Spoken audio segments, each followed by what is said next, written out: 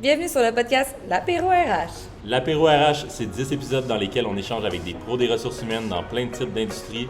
Marque employeur, marketing RH, recrutement, rétention. Tu vas apprendre beaucoup de choses, mais surtout, tu vas avoir bien du fun. Présenté par l'agence marketing Waventi. Cheers!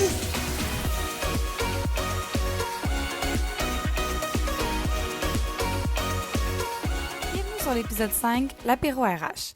Aujourd'hui, on parle des meilleures stratégies de marketing RH. Donc, notre première invitée, Amélie, est directrice marketing chez Collegs. Notre deuxième invitée, Adriane, est stratège d'affaires et coach chez Anecdote. Notre troisième invité, Dodgy, est vice-président de MTL B-Board. Et notre dernier invité, François Bernier, est CEO à Horizon B2B. Bonne écoute! Allô Amélie, super contente de te recevoir aujourd'hui. Ça va bien? Salut Maud, ben oui, merci de ton invitation. Je me réjouis aussi d'être là.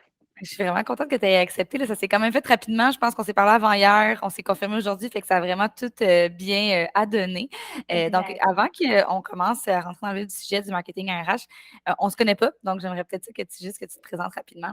Ben oui, donc je suis Amélie Laurent, je suis spécialiste marketing RH chez Collegs. Moi, j'ai un background vraiment dans des postes de direction purement marketing, puis ça faisait longtemps que j'ai été amenée à faire du recrutement, j'ai monté des départements, des équipes et tout, et j'aimais vraiment beaucoup le recrutement, fait que je voulais appliquer le marketing au RH, puis c'est l'opportunité que j'ai eue chez Collegs en octobre dernier. Puis, explique-moi un peu plus qu'est-ce que Collègues fait. Oui, donc en fait, on est une firme de conseil, en fait. Donc, on bâtit les marques employeurs des entreprises, on les aide avec ça. Donc, autant en recrutement qu'en fidélisation, qu'en mobilisation finalement de leurs employés. Donc, on parle d'expérience candidat, d'expérience employée, puis on fait aussi un petit peu de psychométrie, notamment avec Nova. Ah, excellent, super. Et ça fait combien de temps que tu es là? Environ, ça fait. Ça fait depuis le mois d'octobre que j'ai rejoint Colleagues. OK, fait que c'est quand même récent. Ça va faire plus qu'une demi-année, en fait, là. Exactement. Excellent, super. Donc aujourd'hui, on parle de marketing RH, donc c'est un sujet que les deux, on connaît super bien, fait que ça va être super pertinent. Explique-moi un petit peu le côté réseaux sociaux, comment utiliser les réseaux sociaux, comment que toi, tu les utilises avec tes clients pour venir aider au recrutement, en fait, là. Ben oui, ben déjà, c'est sûr que les réseaux sociaux, il y en a beaucoup. Ça se développe de plus en plus avec les années. On l'a vu avec TikTok notamment dans les plus récents. Tu sais, c'est sûr que selon à qui on s'adresse, on n'utilisera pas les mêmes. Donc nous, ce qu'on fait chez Colleagues, c'est que pour beaucoup de nos clients, on leur bâtit des personas candidats. Donc pour savoir vraiment à qui ils vont s'adresser finalement, puis dans les questions qu'on pose, ben, on demande c'est quoi les habitudes de consommation en termes de réseaux sociaux. Et puis, ben, c'est sûr qu'être sur les réseaux sociaux, c'est se rendre visible, c'est diffuser ses messages, c'est propager sa culture d'entreprise et tout. Si on n'est pas connu, c'est un bon moyen de se faire connaître, mais ultimement, ce qu'on veut, puis ce qu'on dit un peu à nos clients, c'est que on veut que ça devienne comme du inbound marketing finalement. Ce qu'on veut, c'est ultimement ben, devenir receveur, c'est-à-dire que les candidats viennent à nous et puis qu'on soit plus juste demandeur à propager soit les posts, soit voici qui on est super hot. Voilà. Ultimement, c'est sûr que le but ultime des réseaux sociaux en recrutement, c'est d'être assez connu, d'être assez sur la map pour que les candidats viennent à nous finalement. Oui, puis c'est un long processus. Donc, comment que vous faites, vous, pour venir bien gérer les attentes avec le client par rapport au fait que justement, c'est pas quelque chose parce qu'on commence une stratégie de marketing RH qu'une semaine après, vous allez avoir plus de CV. C'est quelque chose vraiment à long terme. Puis en ce moment, bien, il y a un besoin urgent dans l'immédiat. Donc, comment vous faites pour gérer les Ben attentes à oui, ce niveau? exactement. Fait que c'est certain que ce qu'on explique, c'est que c'est une stratégie long terme. Donc, ce qu'on préconise, c'est vraiment pas de juste communiquer sur les postes qui sont à combler dans un court terme, mais de travailler sa notoriété petit à petit. Donc, ça veut dire de faire de sa marque employeur un sujet toute l'année finalement. Fait que c'est, ben, selon sa fréquence de publication, mettons si on a des clients qui vendent des produits, ben, je veux qu'il y ait, je sais pas moi 70 de mes réseaux sociaux qui parlent de produits. Mais après ça, je veux quand même un bon 30 où je vais parler de ma marque employeur et voici les messages clés qu'on peut avoir. Fait que c'est sûr qu'on fait notre petit disclaimer de début de projet en disant: «Ça prend du temps de bâtir une réputation». Puis évidemment, si on veut booster ça, mais après ça, au-delà d'une stratégie plus organique où on ne va rien payer, on peut proposer d'aller vers des stratégies payantes en faisant de la publicité. C'est sûr que nous, notre côté distinctif chez Colleagues, c'est de miser sur la créativité, donc autant dans la forme que dans le fond. Puis on donne même des conférences sur comment recruter sur TikTok aujourd'hui. Donc voilà. Oh wow, c'est intéressant, c'est bon. Tu m'enverras les liens, je vais aller voir ça. Ouais. Justement, l'enjeu, tu as dit quelque chose qui était comme nous aussi, on travaille un peu comme ça, le fait de dire, OK, on va parler encore parce que les réseaux sociaux ne peuvent pas devenir que pour le recrutement quand une entreprise vend aussi grâce aux réseaux sociaux. Donc, il faut que ça soit, la stratégie de marque employeur doit être jumelé à la stratégie de vente. Donc, comment vous venez c'est un enjeu qu'on voit en ce moment de la balle se lance c'est le département marketing ou c'est le département RH? C'est de voir c'est où que se Mhm. trouve le marketing RH, en fait, dans quel département? C'est un énorme défi. Comment que vous gérez Ouais. ça de votre côté? Ben, en fait, on s'adapte beaucoup à la réalité du client et ça dépend. Il n'y a pas de règle, en fait. Ça dépend vraiment de comment les départements sont bâtis. On a même des clients qui sont en RH qui sont en charge des réseaux sociaux. Fait que là, on va leur donner de la formation. On s'adapte vraiment à la réalité, mais quand il y a les deux services existants au sein d'une compagnie, c'est sûr que ce qu'on préconise de plus en plus, c'est parlez-vous, hein, vous déterminez des moments clés où vous parlez, puis bâtissez votre calendrier éditorial ensemble, finalement. C'est vraiment important aujourd'hui que les RH et le marketing se parlent. C'est Moi, comme le avant, RH et les ventes, là, c'est vraiment la même chose. exactement, comme le marketing et les ventes qui se parlent sur une base constante, ben, Mais les oui, le RH marketing, aujourd'hui, le ouais. marketing et les ventes. Ouais, exactement, c'est tout à fait ça parce que ben, les RH ont cette visibilité-là de OK, c'est quoi les postes qu'on a à pourvoir, c'est où est-ce qu'on a de la misère, c'est où, tu sais, peut-être que c'est eux d'ailleurs qui mènent des sondages auprès des employés pour savoir qu'est-ce qui est important pour eux dans la compagnie. Et puis c'est ça ensuite que le marketing va pouvoir mettre en message et en visuel aussi. Parfait. Puis là, tantôt, justement, on a parlé de TikTok rapidement, mais j'aimerais ça qu'on y revienne parce que je pense que ça peut être vraiment pertinent. Mhm, Comment, là, on a vu récemment, là aussi, j'en ai parlé dans l'autre podcast de marketing RH que j'ai enregistré par rapport à ce que ILEA a fait récemment, qui était quand même, je sais pas si tu as vu ça passer, mais ça fait comme un gros, ils ont fait comme ils sont devenus trendy, là, dans le fond, là, sur TikTok. Fait que comment que nous, on a conseillé à nos clients d'essayer d'encourager l'équipe à en faire. C'était pas mal la ouais. seule. En tant qu'agence, on ne peut pas vivre le même défi que nous. C'est difficile d'en faire pour le client. Là. En fait, c'est quasiment impossible de le faire. Fait que comment que vous venez compenser avec ça pour en faire à l'interne? Est-ce que vous conseillez aux gens d'en faire à l'interne? Vous allez former les employés pour qu'ils en fassent? Comment vous fonctionnez? Ah oui, définitivement. Tu sais, c'est 100% à l'interne. Nous, on fait rien pour nos clients sur TikTok. C'est sûr que Mm. la mainmise est côté client, c'est certain, parce que ce qu'on veut, c'est de l'authentique. Ce qu'on veut, c'est éventuellement montrer les bureaux. Ce qu'on veut, c'est montrer de l'humain et notamment quand on est dans le recrutement, montrer les faces des personnes qui vont être nos futurs collègues. En fait, c'est vraiment important. Donc, c'est sûr que nous, on prend jamais la parole pour nos clients, ça c'est certain. C'est tout dans leur camp. Après, on leur préconise beaucoup de surfer sur les trends TikTok et de pouvoir les détourner. Donc, d'avoir un esprit créatif. Puis, évidemment, on leur donne plein d'exemples, mais de leur dire, ben voilà, voici un concept, voici comment vous pouvez le décliner côté recrutement finalement. Et on leur donne aussi le côté un peu storytelling qui va souvent avec l'émotion, etc. On leur dit, pensez à quelle émotion vous voulez susciter. Puis si, par exemple, vous parlez, c'est mettons qu'on a travaillé avec eux sur leur persona candidat, on sait qu'ils recrutent, mettons, des personnes qui ont été adolescentes dans les années 90 et qui adorent la musique, mettons, ben, on va mettre une musique de background qui est en lien avec ce personnage-là. Fait que finalement, ça revient toujours à savoir à qui on s'adresse, qu'est-ce qu'il aime, c'est quoi ses passe-temps, où est-ce qu'il a grandi, comment, puis de susciter de l'émotion à travers ça finalement et de jouer là-dessus quand on est dans un format vidéo. Oui, c'est ça. Puis absolument, je pense que c'est ce qui fait que, bon, ça s'appelle du marketing RH aussi, mais pour nous, ça a été quand même facile de commencer à offrir ce service-là parce que on faisait déjà du marketing. Donc, la base de la stratégie marketing est très implémentée dans une stratégie de marketing RH, dans le sens que Mhm. à qui on s'adresse, faut s'adresser avec le message, faut s'assurer que le message est clair, que le personnage est clair. Fait que tout ça, c'est la même chose, mais avec juste un autre type de gens qu'on veut approcher ou une autre méthode. Mais on veut générer des ventes, on veut générer des leads ou on veut générer des candidats, ça revient sensiblement au même. C'est exactement ça. Donc, c'est vraiment super intéressant que tu abordes ça. Puis sinon, tantôt, tu parlais aussi du côté, bon, là, si on vient attirer avec notoriété, après ça, on vient faire des campagnes. De votre côté, est-ce que vous utilisez certains outils comme Facebook Ads, certains outils ou certaines plateformes plutôt, LinkedIn Ads et tout ça, pour faire des campagnes de recrutement? Ben, ça dépend. Encore une fois, on va vraiment s'adresser, on va demander en fait la réalité du client avant, puis selon ça, on va leur conseiller des sources de recrutement. Fait que, si on se parle de réseaux sociaux, euh, ça dépend du budget, bon, évidemment. Je te dirais qu'il y a pas vraiment de règles, mais oui, LinkedIn Ads, si c'est là qu'est notre persona, on va pouvoir y aller. Facebook Ads aussi. Euh, on est aussi, je te dirais, récemment là, revenu à quelque chose de toutes les techniques de marketing plus rétro. L'affichage qui, en plus, grâce à la pénurie de main-d'œuvre, coûte un peu moins cher. Nous, on a recruté notre adjointe administrative via une affiche 8,5 par 11 qu'on a mis dans notre building, juste pour te dire. Nos bureaux sont dans un building où il y a une pharmacie en bas et tout. Puis, On a juste essayé d'y penser. La compagnie est à Chambly, fait qu'on s'est dit, c'est sûr qu'on va attirer quelqu'un de la région parce que c'est un poste qui a besoin d'être un petit peu parfois sur place. Comment on va faire ça? Puis on s'est dit, où est-ce qu'il y a du passage? Et on s'est rendu compte que juste là, à nos portes, dans notre building, il y en avait du passage. On a placardé nos affiches 8,5 par 11, super colorées, qui fit avec notre culture d'entreprise, notre brand. Et c'est comme ça qu'on a recruté notre adjoint. Puis ça se voit de plus en plus, honnêtement. Le rétro-marketing, je ne sais pas si tu as vu Couche-Tard, je pense, met des petites fiches qui disent votre CV à cocher, cochez 3 cases, dites-nous qui vous êtes, on vous rappelle. Fait qu'il y a un grand retour de ça. Oui, puis je trouve ça vraiment pertinent qu'on en parle. Il y a un client qui nous avait proposé ça aussi à un moment donné par rapport au fait que il il voulait recruter des postes spéciaux, mais dans une ville éloignée du Québec. Puis c'était un poste plus construction et tout ça. Et ben ces gens-là, souvent, qu'est-ce qu'ils font? Ben, ils vont au restaurant du village. Fait que le devoir Ben d'essayer de oui. voir leur habitude dans ce village-là pour recruter, puis d'essayer de faire des affichages, que ce soit encore sur les fameux napperons ou des choses comme dans les Ouais.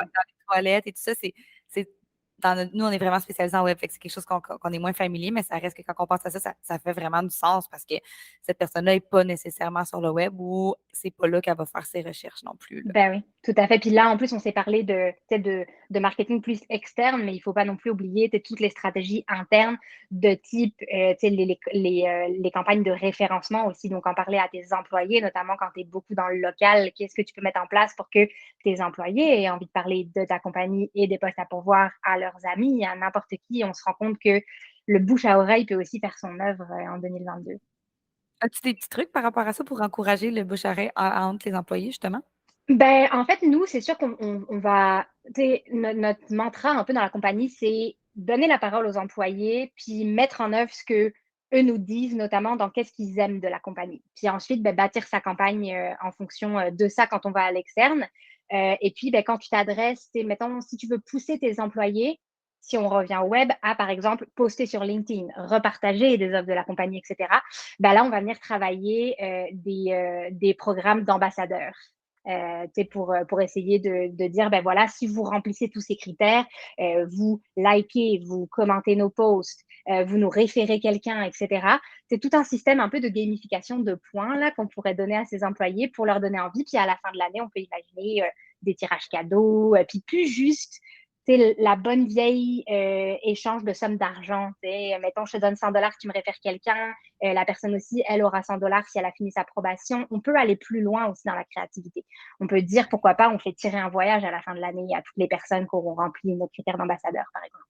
C'est vraiment un bon point. Puis le côté, parce qu'on parle beaucoup d'employés d'advocacy aussi, fait que c'est un peu ce que tu disais de venir créer des mini-influenceurs dans ton entreprise qui vont parler. Mais Mm-hmm. dans le recrutement, ça se fait dans le marketing aussi.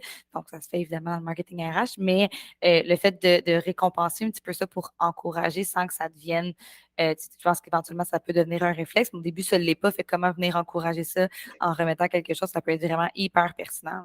Mm-hmm. Ouais.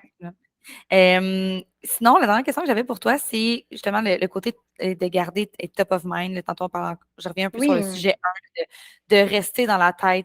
C'est quelque chose que tu pourrais nous partager par rapport à comment rester dans la tête des candidats? Ouais, ben en fait, Colleagues est un super exemple parce que il se trouve qu'on a une présidente très emblématique qui s'appelle Marianne Lemay, puis qui a beaucoup travaillé son branding personnel. Elle a été directrice culture et talent dans des entreprises comme G-Soft, Kangaroo. En fait, elle a fait une super job de mettre ces entreprises-là sur la map, en fait. Les candidats venaient à elle. Elle a commencé, il y avait quelques personnes qui, quand elle est partie, là, elle avait plus que triplé l'effectif. Et puis ça, c'est passé par, évidemment, sa stratégie de marque pour les compagnies dans lesquelles elle travaillait, mais elle a aussi bâti son branding personnel, qui fait que quand elle est partie en affaires, ça a attiré des clients, mais ça a attiré des candidats aussi. Donc, je te dirais que elle s'est forgée, elle, sa réputation. Elle a aussi on est très misé sur la créativité. Elle a développé un branding très créatif et très atypique pour du conseil RH. Notre branding, c'est des desserts. Tu viens sur notre site, il n'y a que des desserts un peu partout. Ça change des brandings très corpaux de conseil RH. Elle a évidemment, je veux dire, nous, on donne des conseils sur comment être créatif en recrutement. C'est sûr, quand on part en recrutement, on essaie d'être créatif puis de ne pas être les cordonniers les moins bien chaussés. Fait que tu vois, elle a fait un vidéoclip, par exemple, pour recruter certains spécialistes. Elle avait bâti les paroles de la chanson, elle a mis ça sur YouTube. YouTube et tout. À date, écoute, juste cette vidéo-là a recruté 3 employés sur 6 là actuellement. Donc, tu sais, je te Wow. dirais, un peu comme on disait tout à l'heure, c'est de vraiment travailler son branding en continu, puis quand on est en RH, et notamment en acquisition de talent aujourd'hui avec la pénurie de main-d'œuvre, essayer de le penser en 2 temps, se dire, ben voici la compagnie, qu'est-ce que je peux dire sur mes réseaux sociaux, etc. Mais aussi, moi, en tant que conseiller en acquisition de talent, c'est quoi finalement ma voix sur les réseaux quand je Ton m'exprime? Qu'est-ce personal qui peut me rendre branding. unique finalement? Exactement. Mhm. Absolument. J'ai tous les termes, mais juste en anglais qui me viennent. Fait que je suis vraiment désolée, mais c'est vraiment super pertinent. D'ailleurs, je parle de ça récemment prochainement, en fait, dans une conférence du personal branding. Fait que c'est super super Mhm. pertinent que tu l'emmènes sur la table aujourd'hui. Merci beaucoup pour ton temps. C'était vraiment Merci super à toi, apprécié, merci Amélie. encore. Merci.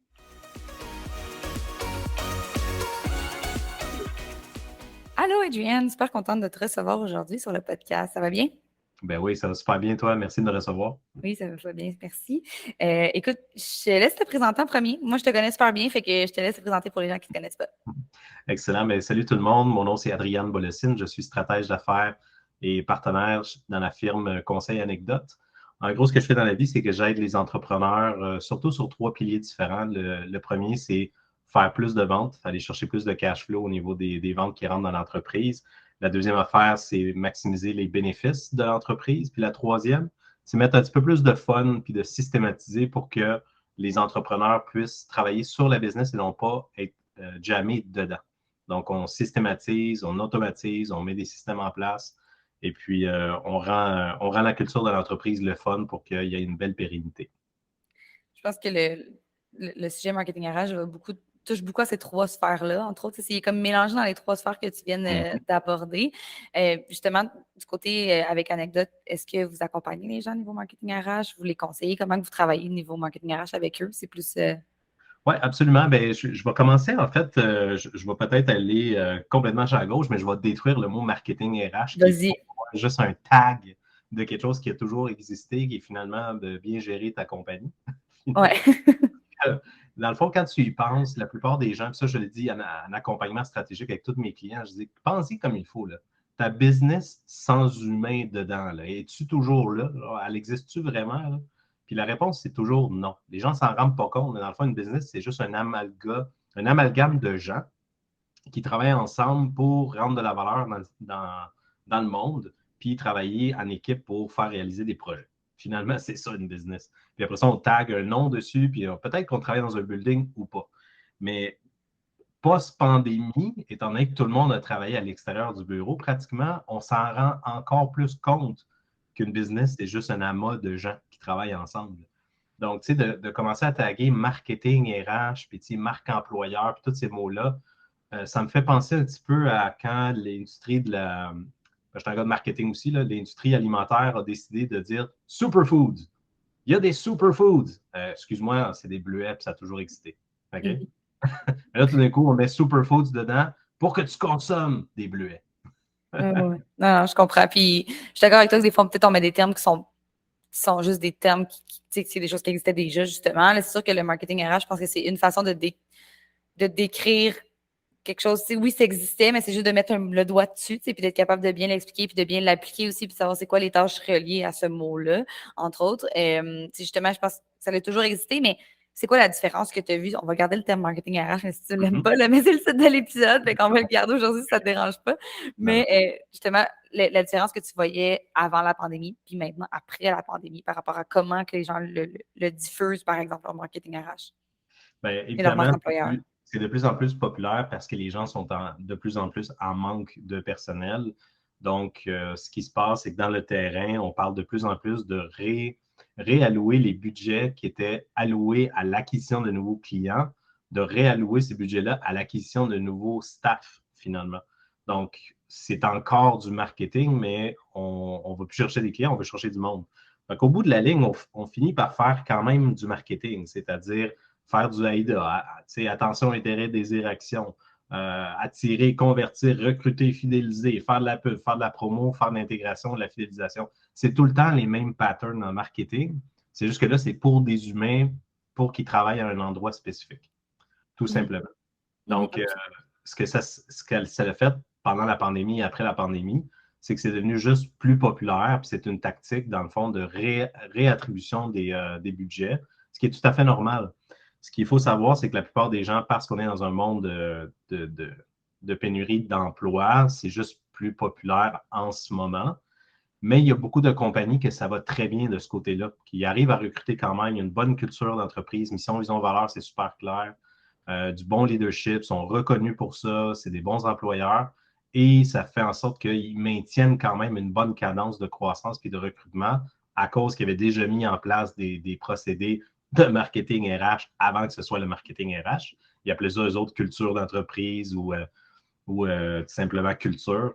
Puis, c'est ça, ils ne se ramassent pas dans ces problèmes-là. Puis, ils continuent à investir en marketing et ils continuent à investir dans l'intégration et la fidélisation de leur monde. Et je pense que dans ces compagnies-là, ils n'appellent pas ça marketing RH, justement, parce qu'ils ne se sont pas rendus en situation de manque. Oui, c'est un bon point, ça. Je m'en allais te demander justement qu'est-ce que tu penses que ces entreprises-là ont fait plus que d'autres qui fait qu'ils sont capables d'attirer plus facilement, mais je pense que tu as pas mal répondu à la question en même temps. L'enjeu, que justement, j'en parlais dans un autre podcast, le podcast du marketing RH. L'enjeu, je pense que même nous, on le vit, c'est que le marketing RH, en ce moment, il se glisse entre la chaise du marketing et la chaise des ressources humaines dans une corporation. Donc, c'est qui vient justement diffuser la marque employeur sur les réseaux sociaux? C'est-tu au marketing de s'en occuper ou c'est plus au RH de s'en occuper? Toi, de ton côté, c'est quoi que tu as plus vu à ce moment-là quand il fallait que tu fasses certaines campagnes? C'était plus avec le département marketing ou le département ressources humaines? C'est une super bonne question. En fait, ça dépend de la grosseur de l'entreprise, puis ça dépend aussi de la segmentation des rôles. Dans une PME, habituellement, mettons, tu prends une PME de 20 employés et moins, où est-ce que le dirigeant porte plusieurs chapeaux, puis les directeurs portent plusieurs chapeaux, bien, ça dépend vraiment s'ils travaillent en équipe, premièrement, c'est une bonne cohésion, s'ils savent comment faire des projets ensemble et tout ça. Je vois qu'en PME, habituellement, c'est soit inexistant, donc il n'y a pas de marketing RH, ça n'existe pas ce concept-là, ou quand il est là, il y a une dichotomie entre la personne qui fait le marketing et la personne qui fait le RH. Ils ont une incompréhension du rôle des mêmes affaires que tous les deux doivent faire pour arriver à arrimer leur message pour que ce soit cohérent. Aussitôt que tu rentres dans des plus grosses organisations où est-ce que là, il y a vraiment une ressource, soit une cordeau marketing ou un directeur marketing, il y a un petit peu plus de travail d'équipe avec le département de marketing pour faire arriver les affaires que le RH a demandé, puis c'est un teamwork vraiment qui fonctionne bien. Dans les organisations qui réussissent, qu'elles soient petites, moyennes ou grandes, le secret du marketing RH, c'est que tout le monde travaille en même temps. Donc, tout le monde travaille en synergie et en cohésion pour faire en sorte que les publicités qui vont être mises de l'avant, ça va être des publicités qui ont rapport vraiment avec la culture, le branding et tout ça, mission, vision, valeur, surtout véhiculer les valeurs. Fait que déjà, ça prend à la tête, ça prend déjà au préalable que tu aies fait un exercice de mission, vision, valeur, chose que la plupart des gens n'ont pas réussi à faire comme il faut. Fait que déjà là, tu vois une dichotomie. La deuxième affaire, c'est faire de la bonne promotion. Donc, tu as la publicité puis la promotion. La promotion, ça peut aller plus loin dans le copywriting, dans le UX, dans les visuels, et ainsi de suite. Puis après ça, quand ils commencent, mettons, à recruter, ben, est-ce qu'il y a eu une bonne intégration? Est-ce que le onboarding, dans le fond, se fait comme il faut par rapport au branding qui a été vendu? Souvent, on va te vendre le rêve de venir travailler chez nous. De venir travailler dans une compagnie, en disant ah, viens chez nous, c'est vraiment écœurant. Puis là, tu arrives en onboarding, puis c'est pas organisé. Là. Vous m'avez dit que vous étiez hot et non. Puis là, il y a vraiment une séparation entre qu'est-ce que vous m'avez vendu puis qu'est-ce que je vis. Et là, la personne, surtout dans un marché de plein emploi, elle se dit j'ai-tu fait le bon choix? Honnêtement, si tu m'écœures trop longtemps, je m'en vais. Là. On vient de rentrer. Elle passe pas à la deuxième entrevue, mettons, après une. Et déjà, c'est ça. Exactement, tu as tout compris parce qu'il y a vu une incohérence entre le branding et le travail de terrain. Puis après ça, si la personne elle reste dans la compagnie, mais c'est de maintenir tout ça pour fidéliser la personne au-delà du 3 mois d'essai que d'habitude les gens vont avoir, puis peut-être la première année où est-ce que c'est là que les liens fondamentaux, amicaux, puis tout ça avec le staff va se faire. Il faut vraiment walk the talk là, pour vrai. Là. Fait que c'est, le challenge n'est pas, selon moi, il n'est pas à la base un challenge de marketing parce que marketer, c'est relativement mécanique. Alors que créer une culture forte basée sur des bonnes valeurs et tout ça, c'est un exercice qui est un petit peu plus tough, je te dirais, en ce moment. Mais la bonne pratique, c'est vraiment de travailler en amont sur qui on est, c'est quoi notre culture et tout ça, puis après ça, aller recruter. Malheureusement, le fait que le monde est en manque de personnel, ben, ils s'en vont directement recruter du monde, puis ils vendent un petit peu une salade qui n'existe pas. Et puis si le côté mission, vision, valeur n'est pas arrimé dans l'offre, il n'est pas arrimé dans la personne qui va communiquer après ça, l'expérience, tu sais, qui va faire vivre l'expérience candidat à la personne puis qui n'est pas impliquée quand la personne rentre en poste. Des fois, c'est juste pas clair pour personne, mais quelqu'un peut dire pour nous, dans l'offre, c'est super important d'avoir du leadership après ça, dans l'expérience candidat. Pour nous, c'est la débrouillardise. Dépendamment de si personne n'est arrimé dans l'entreprise en ce moment, mais clairement, les gens vont le sentir au niveau de l'expérience candidat. Là. Fait que je pense que c'est Absolument. Tu es bien placé parce que tu as fait l'exercice. Oui, on fait l'exercice en ce moment avec toi. Fait que oui, effectivement, on est bien placé. Le côté de garder justement, on est beaucoup dans le aussi développer la notoriété de la marque employeur, mais la notoriété d'entreprise. C'est sûr que là, on ne rentrera pas dans il faut avoir une bonne partie il faut arrimer les deux encore une fois. Là, on y a déjà touché un petit peu le fait que faut pas juste, si on est une entreprise de produits, il ne faut pas juste à un moment donné se mettre à juste faire de la marque employeur sur les réseaux sociaux. Il faut quand même avoir une belle balance. Mais il y a beaucoup de la notoriété de l'entreprise. C'est ce qui fait que tu vas vouloir aller travailler, mettons, chez McDonald's versus Tim Hortons. Il y a quelque chose en arrière d'un des deux, on nommera pas lequel, qui fait que tu as plus envie d'aller vers un que l'autre juste parce qu'ils ont travaillé leur marque employeur. Donc, comment que tu essaies d'être que tu as des trucs pour en fait rester top of mind au niveau des candidats? Ben, c'est sûr et certain que quand tu parles, il y a deux questions dans ta question. Fait que je vais essayer de répondre aux deux. Moi, je te dirais, la première affaire, c'est quand on parle de notoriété, la plupart des compagnies aimeraient avoir de la notoriété. C'est comme, c'est le fun de savoir que ta marque est reconnue. Mais en quelque part, pour que tu te rendes à la reconnaissance de la marque, c'est parce que tu as déjà tout mis en place les meilleures pratiques de RH. Tu es reconnu pour avoir walk the talk déjà. Fait que la notoriété, ça ne se fait pas juste par la promotion puis le marketing, ça se fait vraiment par être ce que tu dis que tu es pour vrai. C'est surtout ça. C'est pour ça, ça revient au point que je disais au préalable. Le marketing RH ne serait pas nécessaire de quelqu'un qui a une forte culture et qui arrive à utiliser justement cette culture-là comme vecteur de croissance parce qu'ils ont une notoriété. Parce qu'ils ont déjà prouvé qu'ils étaient bons. Ça prend du temps, exactement. Fait que c'est un peu comme, en ce moment, la problématique qu'on voit sur le terrain, c'est vraiment une problématique de manque. Comme j'avais dit, quand tu es en manque, tu vas couper les coins ronds, donc tu ne feras pas ce qu'il faut faire, donc tu vas te ramasser à toujours courir après ta queue ou recruter du monde, perdre du monde, recruter du monde, perdre du monde. La bonne affaire à faire, c'est s'arrêter, réfléchir, faire un plan, appliquer ce plan-là, payer le prix, là, comme on dit. Paye le prix, dans le fond, de faire les affaires comme il faut et tu vas bénéficier, comme le top des compagnies qui bénéficient. La plupart des compagnies n'ont pas fait cet effort-là. Par défaut, tu te ramasses dans une zone où est-ce qu'il n'y a pas grand concurrent qui est capable de faire ce que tu as fait. Mais ça dépend, ça prend un effort.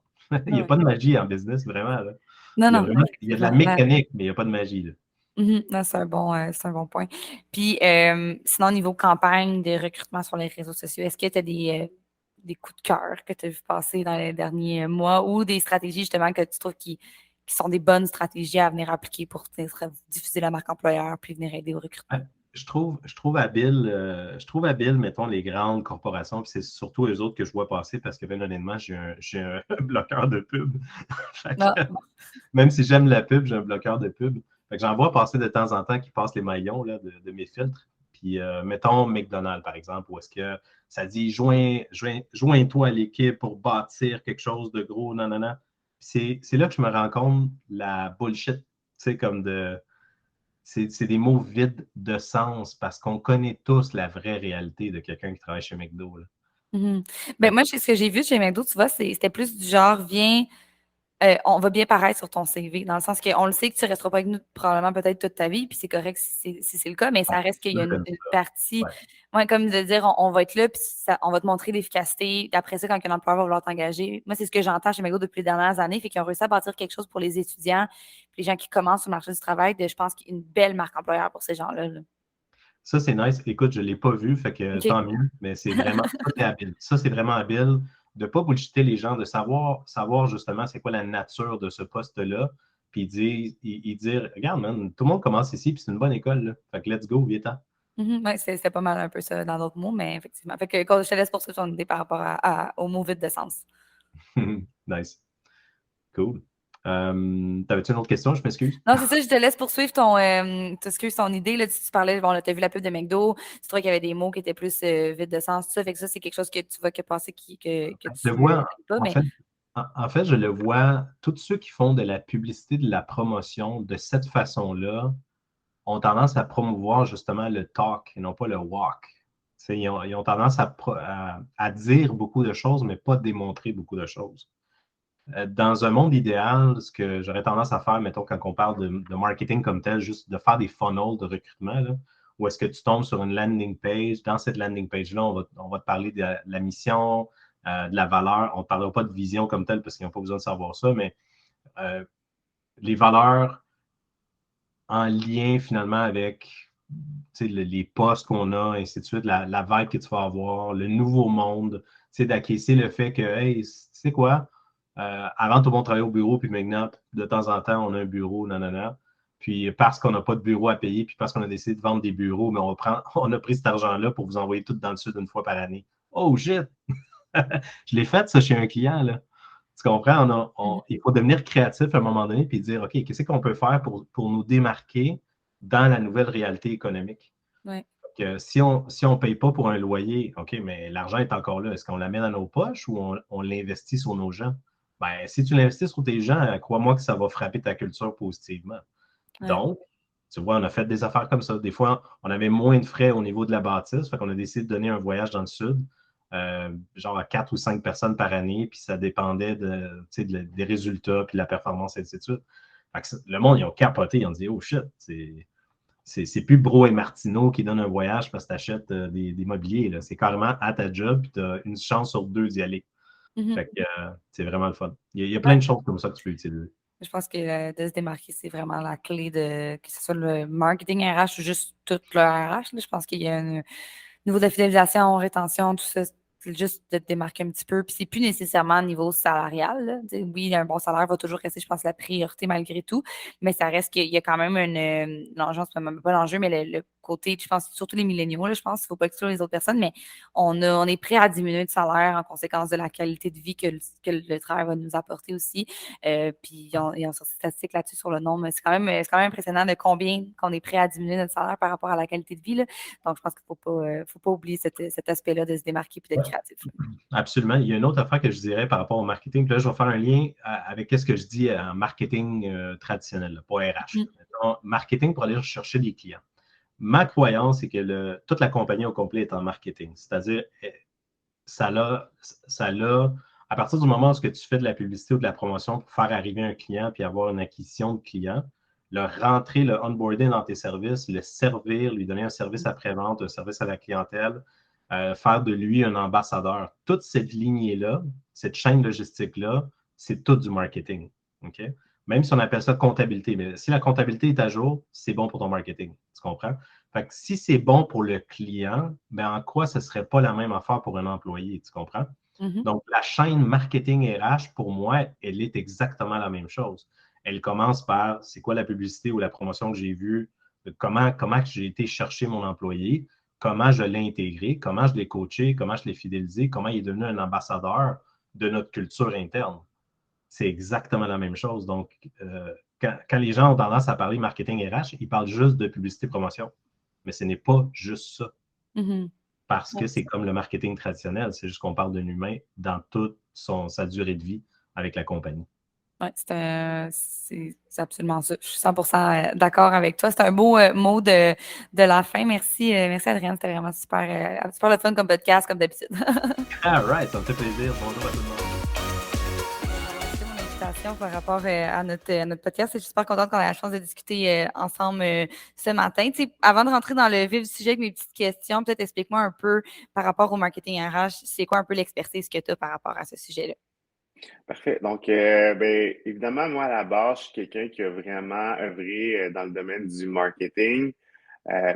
Donc, pandémie est arrivée, co-dirigeant d'entreprise, gestionnaire marketing dans l'entreprise familiale. On s'est rendu compte qu'on devait se spécialiser et être en mesure de faire des campagnes de marketing RH. Puis j'ai également travaillé là, dans une firme qui fait ça, là, du marketing RH, entre autres. Des ressources humaines, du marketing RH.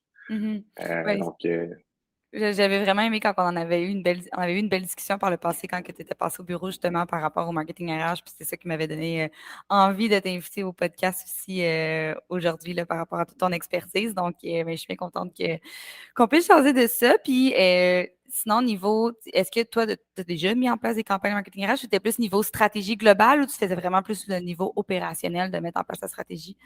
Donc, tout dépendamment du chapeau que j'ai OK. eu à porter, j'ai fait autant la stratégie que le déploiement. Je te dirais que je vais être beaucoup plus à l'aise de discuter de stratégie aujourd'hui Mhm. que de déploiement. Je connais beaucoup de firmes qui font ça de belle façon et je pense que votre firme, Womency, le fait bien. Ah, bon, ben merci. On va parler de stratégie avec plaisir. Justement, tu sais, nous, on utilise beaucoup les réseaux sociaux comme moteur de propulsion pour que ce soit en contenu organique pour la marque employeur, juste la diffusion de la marque employeur, ou que ce soit en Facebook Ads pour le recrutement. De ton côté, est-ce qu'il y a des campagnes qui te viennent en tête, des stratégies qui font qu'en ce moment, avec la pénurie de main-d'œuvre, ça fonctionne bien puis il faut être là? Tu as mentionné un terme assez Mhm. particulier, tu as dit pénurie de main-d'œuvre. Ouais. Puis un des axes que je pense qu'on devrait développer, c'est non pas les stratégies de marketing RH, c'est une chose, mais on va faire je vais utiliser le terme marque industrie. Dans le fond, je pense que pour aller chercher un maximum de nouveaux candidats, oui, là, chaque entreprise peut se permettre de faire une campagne de marketing RH, mais tu vas voler les candidats à gauche, à droite. Fait que c'est mieux de partir avec une stratégie globale qu'on va appeler la marque industrie. Puis à partir de ce moment-là, on va être en mesure de faire la promotion de différents postes. Cela étant dit, c'est une solution pour la stratégie de la pénurie de la main-d'œuvre. Si on revient au marketing RH, ben là, ça dépend du type d'éléments qu'on va aller chercher. Donc, tu sais, est-ce que c'est des emplois qui sont un petit peu plus techniques? Est-ce que c'est des emplois qui sont un peu plus spécialisés? Ben, à ce moment-là, on parle de persona. Donc, on va aller chercher les meilleurs personas pour le type d'entreprise qu'on veut propulser. Si tu veux me répéter la question, là, Oui, je oui. suis sûr que j'ai Ah, bien non, saisi c'est et j'ai bien exactement. Non, non, répondu. ben oui, c'est ça, parce que dans le fond, tu sais, je veux savoir un peu les méthodes, tu sais, est-ce que je vais dépendamment du type de poste. Dans le fond, c'est vraiment la stratégie, nous aussi, on le fait comme ça, que ce soit un produit, un prospect ou un candidat qu'on va aller chercher, ben, on va voir à qui on s'adresse, on va s'assurer de bien s'adresser à cette personne-là, on va s'assurer de faire un beau visuel qui fit avec, tu sais, les valeurs qu'on veut diffuser aussi. Fait que tout ça ressemble, tu sais, c'est pour ça que le marketing RH, c'est pas du RH, mais le marketing, on est capable de venir le faire en tant qu'agence marketing. Puis, comme tu le disais si bien, quand c'est un poste qui est un peu plus, mettons, on va parler de postes d'entrée versus des postes spécialisés. Nous, les postes d'entrée, c'est quand même facile d'aller chercher ça dans le fond avec du Facebook Ads, tandis qu'il y a des postes Un spécialisés, peu comme moi, je plus. pourrais dire. Là, souvent, on va y aller avec une stratégie comme LinkedIn, donc c'est un peu, c'est pas mal ça que tu disais d'ailleurs. Là. Ouais, mais c'est ça. Fait que là, après ça, ben, tu sais, si on veut faire une campagne de marketing RH qui est bien réussie, ben là, c'est de voir quelle plateforme on veut utiliser. Tu sais, rapidement comme ça, on est à l'ère du numérique, ben c'est sûr que on va viser peut-être plus, mettons, du Facebook, du LinkedIn. Des fois même, on peut peut-être y aller avec Instagram. J'ai vu des IGA à Montréal faire des annonces sur TikTok pour aller chercher les meilleurs Passé à candidats. TVA en plus ce week-end. Ben là, quand le podcast va sortir, ça va faire longtemps, là. Mais d'ailleurs, ils ont passé comme quoi qu'ils sont rendus. Voyons, la vidéo qu'ils ont faite sur TikTok, en fait, il est devenu viral, là, justement. Fait que c'est ça. Puis évidemment, mais là, après ça, tu as des partenaires externes, les Indie, les Glassdoor de ce monde, où est-ce que tu peux diffuser ça. Mais il y a une chose qui demeure vraiment primordiale, c'est le site de l'entreprise. Le site web de ton entreprise se doit d'avoir une section carrière, se doit d'accepter les candidatures spontanées. Parce que au final, mais, c'est juste une question de funnel, puis on veut se rendre à la destination. Puis oui, les entreprises, soit celles qui ont des spécialistes en acquisition de talent à l'interne ou encore les partenaires externes, c'est sûr qu'ils vont être en mesure d'aller chercher le CV, les informations, d'aller contacter les candidats, mais on n'a pas toujours l'opportunité d'aller chercher ces gens-là où ils sont. Puis des fois, ben, c'est juste quelqu'un qui est en recherche d'emploi qui va juste taper sur Google, il va cliquer, il va être curieux, puis il faut qu'on leur offre la possibilité de postuler facilement. Fait que c'est toute la campagne de marketing RH, dans le fond, a cet objectif-là, engager les meilleurs candidats, faire la rétention des meilleurs candidats, avoir une excellente visibilité, puis être en mesure de transmettre la promesse employeur aux candidats potentiels. Oui, puis ça se ressent beaucoup avec un site web, ça aussi, le feel de savoir si on va se plaire ou non à un emploi, juste le design qui est utilisé, peut-être les photos aussi qui ont été prises. Puis la page carrière, c'est vraiment un bon point que tu mentionnes parce que souvent, c'est ça, même quand si on fait des super belles campagnes, mais on tombe sur un site web qui ne donne pas la même impression que les campagnes, bien là, tout ce qu'on fait, c'est emmener du trafic pour rien sur le site web. La page carrière est vraiment super importante. Il faut qu'elle diffuse de bons messages et tout ça. Fait que c'est un super bon point que tu apportes là. À l'exception que si toutefois tu vas engager quelqu'un pour faire ton site web ou Oui, c'est ça. Oui, effectivement. Là, c'est sûr que là, c'est un peu cordonnier mal chaussé. Sinon, est-ce que tu as des petits trucs à donner pour les gens justement qui n'ont pas encore mis en place du marketing RH ou qui y songent en ce moment-là? Ben, le premier truc que je leur dirais, c'est faites-vous connaître. C'est facile là, d'avoir une page LinkedIn aujourd'hui, c'est facile d'avoir une page Facebook. Je pense que c'est la base. Puis à partir de ce moment-là, établissez vos priorités. Définissez c'est quoi la promesse employeur que vous voulez offrir aux employés qui viennent travailler chez vous. Je pense que ça, c'est les premiers steps. Puis si vraiment tu ne t'y connais pas, je te dirais, regarde dans le bottin, là, les agences qui font ça, il y en a, il y en a tout plein. Ils vont être prêts à t'épauler, puis ils vont faire ça quand même à bon prix. Ouais, puis je pense que c'est important aussi de savoir par rapport au marketing RH parce qu'on s'est fait approcher en offrant le service de marketing RH, nous, on s'est fait approcher par des gens qui voulaient qu'on vienne définir les valeurs, définir la marque employeur, mais le marketing RH, c'est pas nécessairement la définition de ça, c'est plus la diffusion, puis s'assurer qu'on passe le message sur le web, mais pas juste sur le web, mais nous, c'est sur le web. Fait que ça, je pense que c'est important de faire la distinction aussi entre monter une structure RH, puis établir toute la base et après ça, venir propulser le tout, là. Oui, Sinon, tout à fait. Oui, oui. Puis sinon, on parle souvent des top of mind là, ces temps-ci. Là, donc, tu l'as dit, là, de se faire voir. Est-ce que de ton côté, c'est ça, si on parle d'une stratégie globale, là, c'est sûr qu'on s'entend qu'il y a plein de variables qui vont faire changer la réponse que tu vas me dire, là, mais combien de temps tu penses que ça peut prendre pour venir acquérir une assez grosse visibilité pour être capable de justement aller dans le fond, avoir plus de candidatures, là? Est-ce que pour toi, il y a un laps de temps qui doit être établi, dire OK, il faut au moins maximiser un 6 mois de visibilité avant d'être capable de comme, avoir une certaine crédibilité dans notre domaine ou quelque chose comme ça? Ben, ça dépend si ta stratégie est établie ou pas. Puis ça dépend du type d'entreprise que tu as parlé des différentes variables. Moi, je te dirais, ça dépend de la grosseur de l'entreprise. Si tu es une PME et que tu recherches, je ne sais pas moi, un poste, pour faire une campagne marketing RH, on s'entend, il faut que tu aies quand même quelques postes. Là. Ouais, c'est Sinon, tu peux juste faire du sourcing puis ça va le faire. Mais si tu as quelques postes, je te dirais,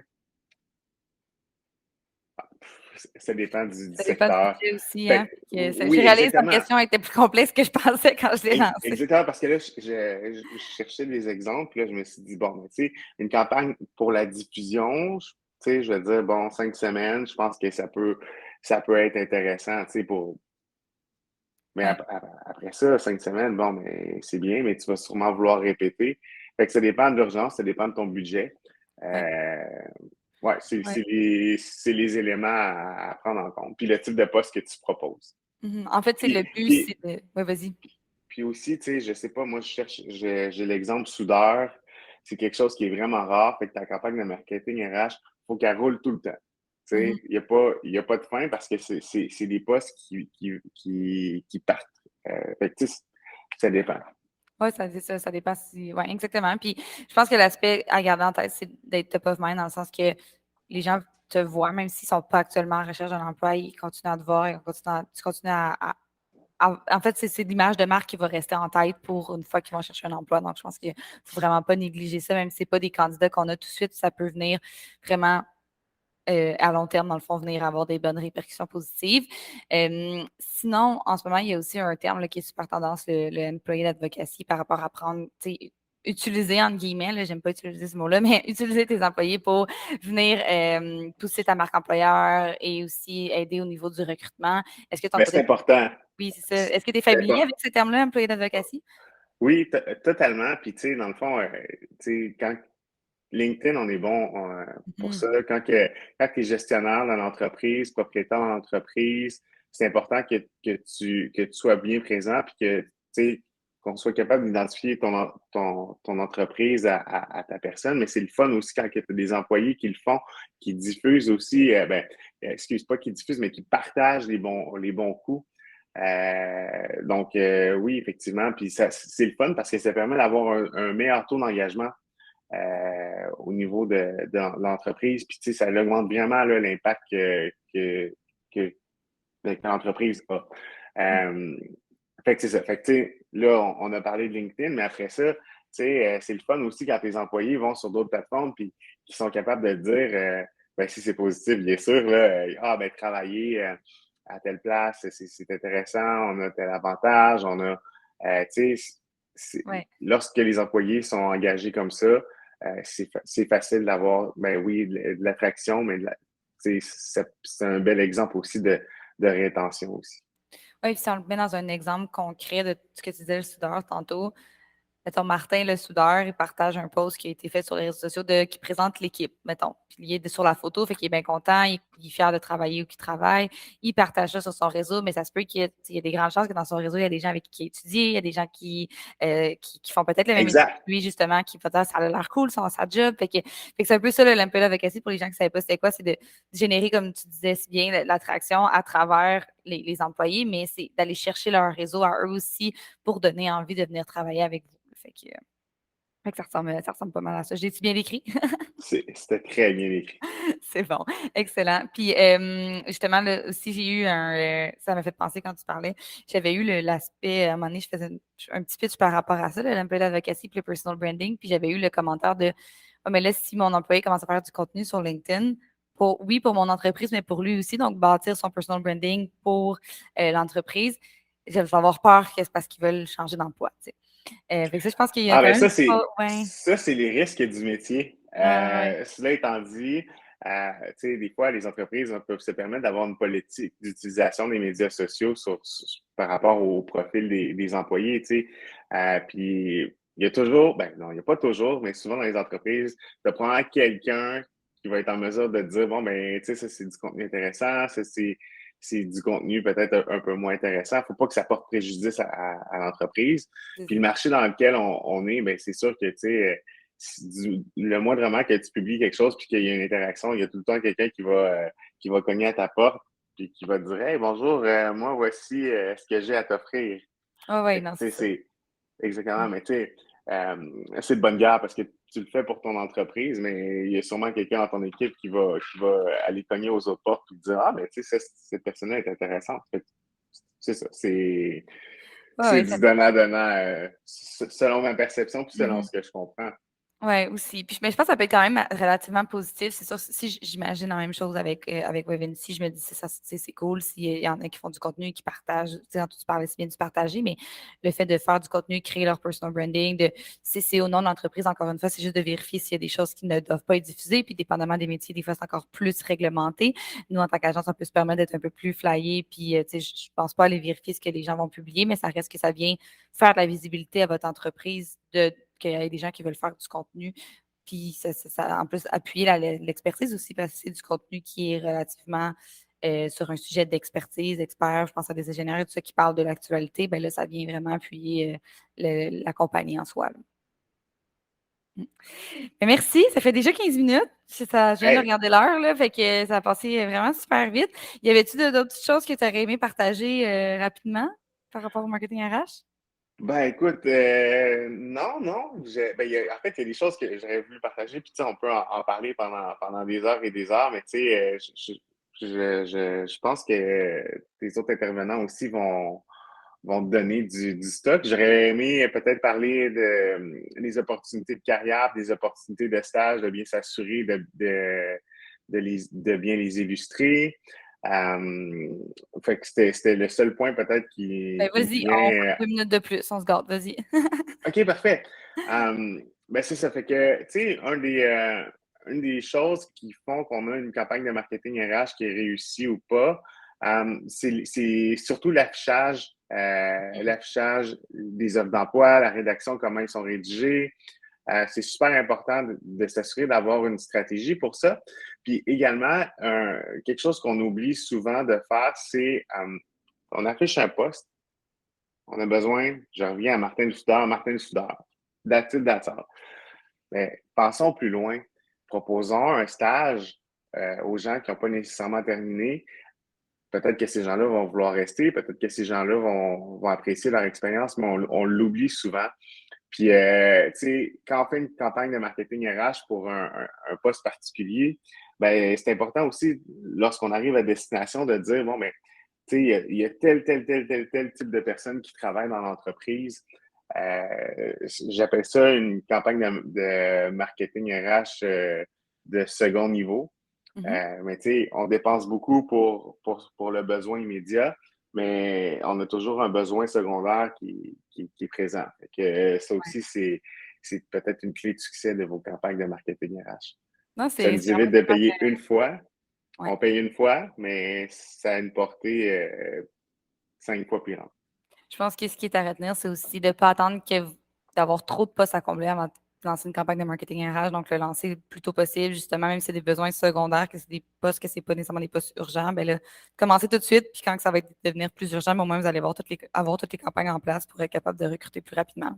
Je pense que c'est pas mal ça que. Les offres d'emploi, ça, c'est clairement un bon point. Puis, Martin, je cherche un Martin Le Soudeur versus pourquoi que je pense que ça serait une bonne entreprise pour toi. Je pense qu'il y a un gros step à aller chercher à ce niveau-là. Totalement. Ben, merci. Fait qu'écoute, François, t'es notre expert LinkedIn. Ton entreprise Horizon B2B, ça fait quand même un bout de temps que tu fais des affaires sur LinkedIn. T'en as vu passer pas mal. Tu veux juste te présenter un petit peu, expliquer qu'est-ce que ton entreprise a fait, mais peut-être plus dans une optique de recrutement, puis aussi ce que tu fais on the side aussi sur LinkedIn. Oui, absolument. Donc, moi, c'est François Bernier. J'ai fondé Horizon B2B il y a 4 ans et demi. Donc, à la base, Horizon B2B, c'était vraiment pour faire du développement LinkedIn pour les entreprises. Donc, capitaliser sur LinkedIn pour faire du réseautage, pour rencontrer des clients potentiels, etc. Là, dans la dernière année, avec la rareté de main-d'œuvre qui frappe fort, en fait, on a créé une nouvelle division qui s'appelle Axel. Puis, on a adapté notre processus au recrutement.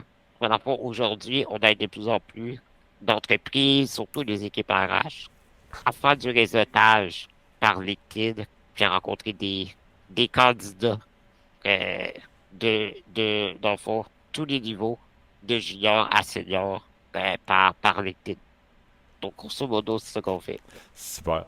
Fait que vraiment, ta plateforme de choix, LinkedIn, c'est naturellement une place qu'on va pour intuitivement, oui, réseauter, mais aussi beaucoup recruter. Pour les recruteurs, c'est un des saints Graal. C'est quoi les bonnes pratiques de recrutement sur LinkedIn? Est-ce que t'en vas passer ou même y aller dans le contraire? Qu'est-ce que tu as vu passer qui étaient des mauvaises pratiques? Qu'est-ce qu'il faut pas faire pour aller recruter sur LinkedIn, mettons? En fait, là, ce que beaucoup trop de chasseurs de tête font, c'est d'envoyer directement sans connaître la personne des offres d'emploi, d'envoyer des emails assez froids, sans vraiment apprendre à connaître la personne, sans vraiment réseauter. Puis ça, ça fonctionne de moins en moins. Parce qu'aujourd'hui, les gens reçoivent de plus en plus de messages, surtout quand tu as un gros background, surtout quand t'es recherché. La fois, qu'est-ce qui fonctionne actuellement sur LinkedIn, c'est de vraiment réseauter à même titre que le développement des affaires. C'est important d'apprendre à connaître la personne, s'intéresser au candidat, voir en fait il est rendu où dans sa carrière, dans sa vie, il est heureux où il est actuellement, puis de vraiment bâtir une relation d'affaires même avant de parler de l'opportunité d'emploi, ben, c'est vraiment ça qui va faire que tu te différencies de tous les chasseurs de tête, puis que tu vas être capable de directement rencontrer le candidat, là. Fait que sans vraiment que ça soit transactionnel, vraiment y aller dans une optique de connaître la personne, de connecter, de juste voir vraiment où est-ce que tu en es, puis est-ce qu'on peut faire en sorte d'avoir une connexion qui va être mutuellement genre agréable, puis de t'amener vers mon entreprise si t'es intéressé, puis tout ça. Exact. Fait, dans le fond, tu sais, l'objectif, là, c'est pas d'aller chercher des premières entrevues directement, mais d'aller chercher des rencontres que j'appelle des cafés virtuels. Euh, Juste une rencontre pour apprendre en fait, voir s'il y a un fit au niveau de la personnalité, voir si la personne, comme je disais, est heureux actuellement dans son travail, puis voir si le niveau valeur, niveau mission, ça peut être quelque chose qui allume Mhm. le candidat. En fond, tu sais, il faut, je te dirais aujourd'hui, avec la rentrée de main-d'œuvre, ajouter une étape de café virtuel pour rencontrer cette personne-là.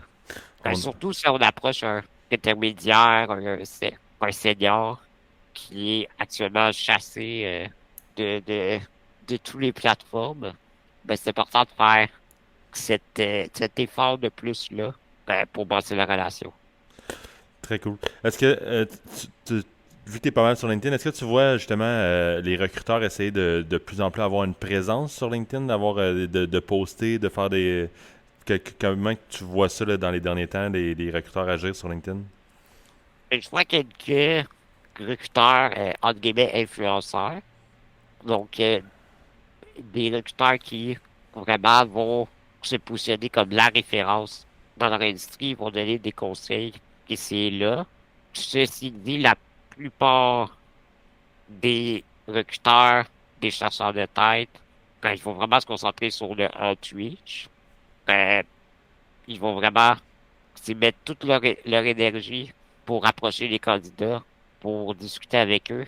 Ce qui n'est pas une mauvaise chose, par contre, il manque une opportunité de créer leur brand personnel, créer leur marque employeur, puis vraiment de se faire connaître sur LinkedIn pour que autant les business que les candidats de talent viennent vers eux quand ils veulent regarder c'est quoi les opportunités, là.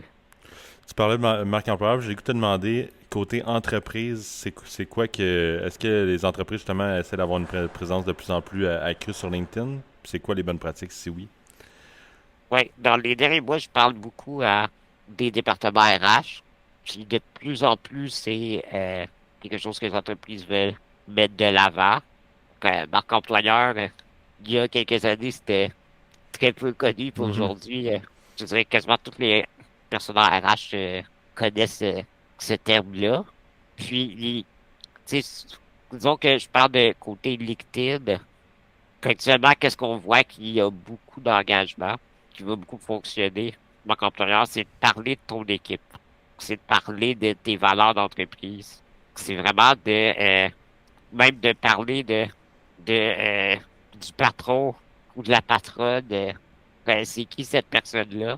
Donc vraiment de présenter les personnes derrière l'entreprise. C'est ça qui va chercher beaucoup d'engagement sur LinkedIn. Puis, tu sais, surtout quand tu changes de travail, aujourd'hui, là, tu veux connaître avec qui tu veux travailler avant de te joindre à l'équipe pour être sûr que tu vas Exact. avoir du plaisir, que tu vas avoir un fit. C'est pour ça que c'est important de mettre ton équipe de l'avant. Puis évidemment, bon, ton brand en même temps. Mais sur LinkedIn, aussitôt que tu vas parler de tes collègues, que ton équipe, ça va toujours avoir plus d'engagement euh, que si tu fais simplement parler de tes services. C'est ça, mais sans, corrige-moi si je me trompe, mais sans nécessairement mettre les personnes une par une ou faire une présentation de ton équipe vraiment membre par membre, de mettre de l'avant l'équipe en un tout quand on fait par exemple des activités ou quand on va aller sortir pour le 5 à 7 ou juste une réunion d'équipe, comment juste montrer la vibe un petit peu de l'entreprise, si on veut, pour que quand les candidats, justement, atterrissent sur la page LinkedIn ou sur éventuellement le site ou peu importe, qu'on sente ça puis que ça te dise ah, je me cherche pas de job là ou je m'en cherche une, mais ça a l'air d'être une place cool pour laquelle travailler. Pour que quand que le candidat, s'il y avait une job au moment qui est arrivé devant cette entreprise-là, que quand il cherche là, une job puis qu'il en a fini avec sa job en ce moment, qu'il ait cette entreprise-là en tête, qu'elle soit top of mind. Exact. Mais tu sais, surtout, si tu veux embaucher des personnes dans le début de carrière, on a vu que ce que j'appelle le lifestyle est super important pour eux. Mhm. Parce qu'eux, ils veulent avoir du fun.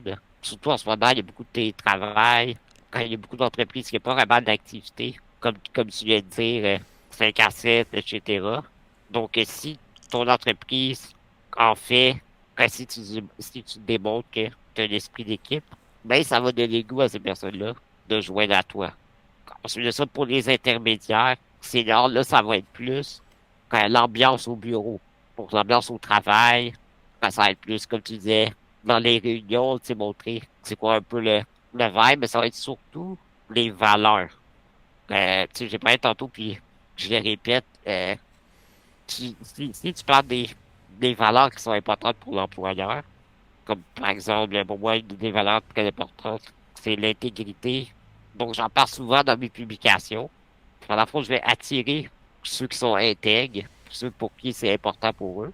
Fait que ça, en plus, tu vas attirer ceux qui ont un meilleur fit avec toi. Fait que, tu sais, c'est un mélange des deux, je te dirais.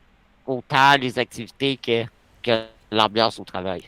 Donc, le recruteur devrait carrément parler de ce qui l'intéresse, mais d'aussi intégrer les valeurs de son entreprise là-dedans quand il bâtit sa présence en ligne pour que dans sa communauté, dans son réseau, si on veut, sur LinkedIn, il attire des gens qui lui ressemblent, comme ça, quand il est prêt à recruter, et en ce moment, on est toujours prêt à recruter, mais quand il est prêt à recruter, dans son bassin, il y a des gens pareils comme lui pour qu'il y ait déjà un culture fit qui s'installe, puis qu'on fasse juste vérifier ce culture fit-là rendu à l'étape du recrutement.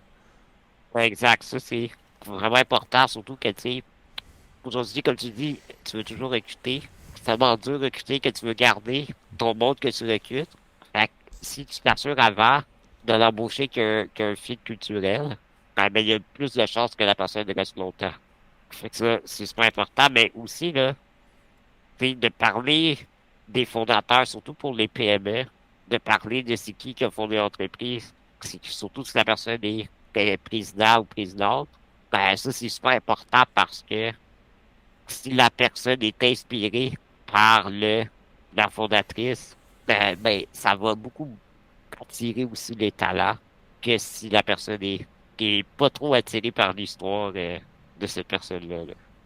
C'est fou comment c'est vraiment un giga parallèle entre le marketing, puis c'est pas pour rien qu'on appelle ça le marketing RH, parce que c'est vraiment rendu tu veux être vraiment la référence de quand quelqu'un se cherche une job, être dans les premiers auxquels tu penses, devenir top Ben of oui. mind en justement diffusant cette marque employeur-là, en étant un petit peu partout, parce que là, il y a beaucoup de monde qui l'ont bâti déjà là, dans les dernières années, leur marque employeur, mais là, c'est comme, on le sait pas que t'en as une si tu la diffuses pas.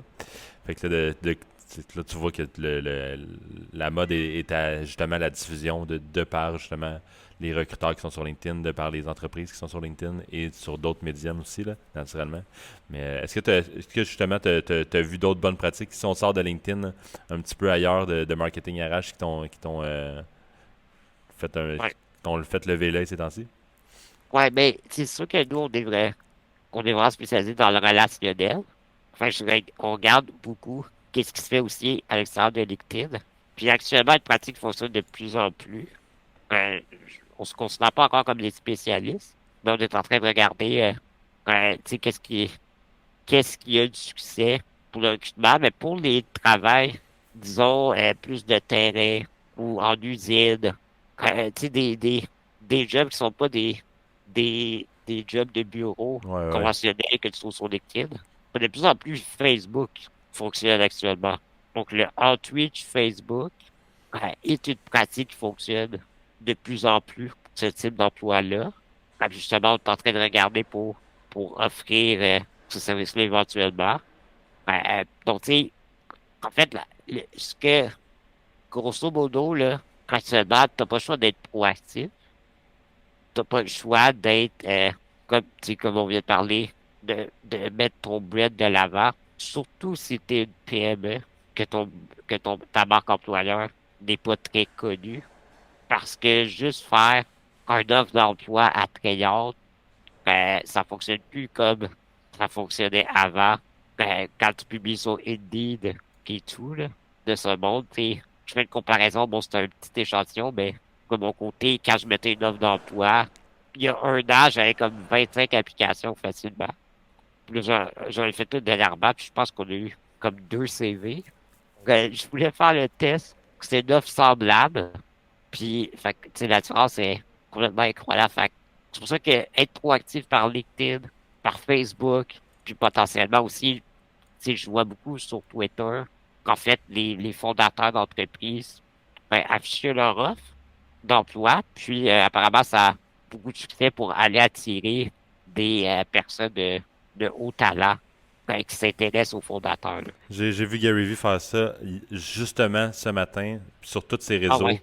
pour dire qu'il cherchait des creators à vraiment beaucoup, là, à grande échelle pour Ah, toutes mais ces tu sais, tu vois, c'est sûr qu'à Gary, il va avoir 1 million de CV en publiant ça. Là. Exactement, parce que justement, lui, il a bâti sa marque personnelle, puis genre à travers tous ces médiums-là. Fait que le monde l'adore et ils veulent aller travailler pour lui. Fait que c'est de faire ça, mais peut-être à petite échelle ou à grande échelle si on est capable, mais de pouvoir aller justement bâtir sa présence en ligne, puis de pouvoir leverage cette communauté-là une fois qu'on l'a fait. Exact. Donc, Exact. ça ressemble à ça pour nous, François. Un gros merci pour ton expertise. Si on veut te suivre ou faire affaire avec toi, on communique avec toi comment? Ben, écoute, je suis pas là toujours sur LinkedIn. Naturellement. Donc, François Vernier, sur LinkedIn d'Horizon V2B, vous devrez être capable de me trouver. Excellent. Encore une fois, un gros merci.